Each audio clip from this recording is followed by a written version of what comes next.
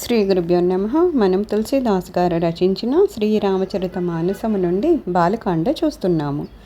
సుని మృదుగూడరు చిరబర రచన కృపా సింధు బోలి మృదు భజన जो कछु रुचि तुम्हारी मन माही मैं सो दीन सब संशय नाही मातु विवेक अलौकिक तोरे कबहु न मिटि अनुग्रह मोरी बंदी चरण मनु कहेबु बहोरी अवर एक बिनती प्रभु मोरी सुत विषयिक तव पदरति हो मोहि बड़ मूड कहै कि न को मणि बिनु फनि जिमि जल बिनु मीना मम जीवन तिमि तुमहि अदीना असबरु मागी चरण कहि रहेवु एवमस्तु करुणानिधि कहेवु अब तुम मम अनुशासन मानी बसहु जाई सुरपति रजधानी. కోమలములు గూఢములు మనోహరములు అయిన ఆ శతరూపాది వివచనములను విని కృపాసింధువైన భగవానుడు మృదుమధురంగా ఇలా పలుకుతున్నారు. మీ మనస్సుల్లో ఉన్న కోరికలన్నింటినీ నేను వరాలుగా ఇచ్చాను. సందేహము వలదు తల్లి, నా కృప వలన మీ అలౌకిక వివేకము చెక్కు చెదరదు. మరలా మనువు భగవంతుని పాదాలకు మ్రొక్కి ఇలా పలుకుతున్నారు. ప్రభు, నాది మరి యొక్క విన్నపము. నన్ను ఎవరైనాను పరమమూర్ఖినిగా భావించవచ్చును. మీ చరణాలపై నాకు గల ప్రేమ ఒక కుమారునిపై తండ్రికి గల ప్రేమ వలె ఉండాలి. ఇదియే నా కోరిక. మణి లేకుండా పాము, నీరు లేకుండా చేప నిలవలేనట్లుగా మీరు లేకుండా నేను ఉండజాలను. ఇట్టి వరాన్ని కోరి మనువు మరలా ప్రభువునకు పాదాభివందనాన్ని చేశారు. కరుణానిధి అయిన ప్రభువు, అట్లే అగుగాక. ఇప్పుడు మీరు నా ఆజ్ఞను పాలింపుడు. దేవేంద్రుని రాజధాని అయిన అమరావతి యందు వసింపుడు. తహ కరి భోగ విశాల तात गए कछु काल पुनि होई हहु अवधबुआला तब मैं होव तुम्हार सुता. నాయన, అక్కడ కొలది కాలము సుఖాలను అనుభవించిన పిదప నీవు అయోధ్యాపతివై జన్మించదవు. అప్పుడు నేను నీ కుమారుడను అవుదును.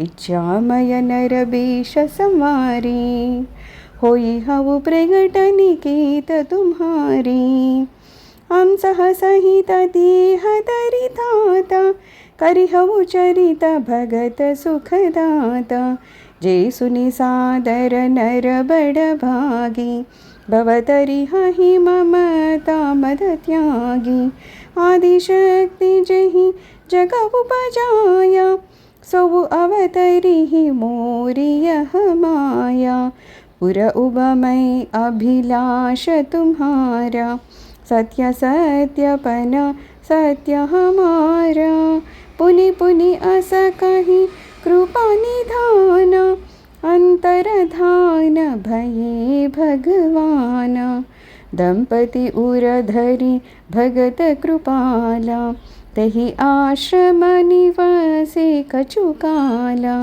समय पाई तनु तजियनयासा जाई किन्ह అమరావతి బాస. ఇచ్ఛాపూర్వకంగా మానవ రూపాన్ని దాల్చి నేను మీ ఇంట జన్మిస్తాను. నాయన, నా అంశలన్నింటితో మానవ దేహాన్ని ధరించి భక్తులకు ఆనందాన్ని కూర్చు గాథను నడుపుతాను. ఈ కథలను భాగ్యశాలురు భక్తి శ్రద్ధలతో విని మమతా గర్వాలను త్యజించి భవసాగరాన్ని దాటుతారు. జగదుత్పత్తికి కారణము ఆదిశక్తియు అయిన ఈ మాయ కూడా అవతారంని ఎత్తును. నేను మీ మనోరథాన్ని అన్నింటినీ పూర్తి చేయుదును. ఇది ముమ్మాటికి సత్యము అని దయానిధి అయిన భగవానుడు అంతర్ధానమయ్యారు. ఆ దంపతులు కొలది కాలము ఆ ఆశ్రమంలో భక్తజన బంధారమైన ఆ భగవంతుని మూర్తిని హృదయాలలో ధ్యానిస్తూ గడిపారు. తరువాత సహజంగా అనాయాసంగా దేహత్యాగం చేసి దేవరాజధాని అయిన అమరావతిని చేరారు. यह इतिहास पुनीत अति उमहि कही वृषकेतु భరద్వాజ సును అపరముని రామ జనమ కరహేతు. యాజ్ఞవల్కుడు ఇలా చెప్తున్నారు: భరద్వాజ, పరమ పవిత్రమైన ఈ కథను శివుడు పార్వతికి వినిపించారు. శ్రీరాముని అవతారానికి మరొక కారణం కూడా ఉన్నది, వినుము. ప్రతాపబాణుని ఉదంతము.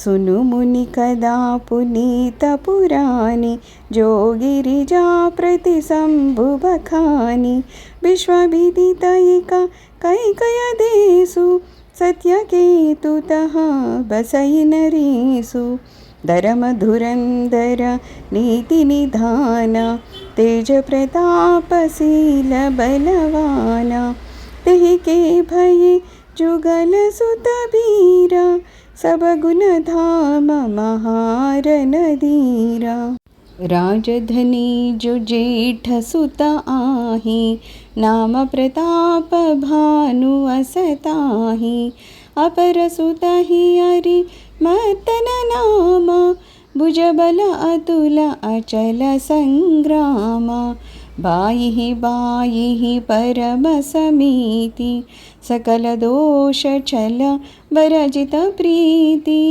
जेटे सुत ही राजनुपदीन्हा हरिहित आपु कवन बन कीन्हा. ఓ మునీశ్వర, ఇదొక పవిత్రమైన ప్రాచీన గాథ వినుడు. దీనిని పరమశివుడు పార్వతీదేవికి వినిపించారు.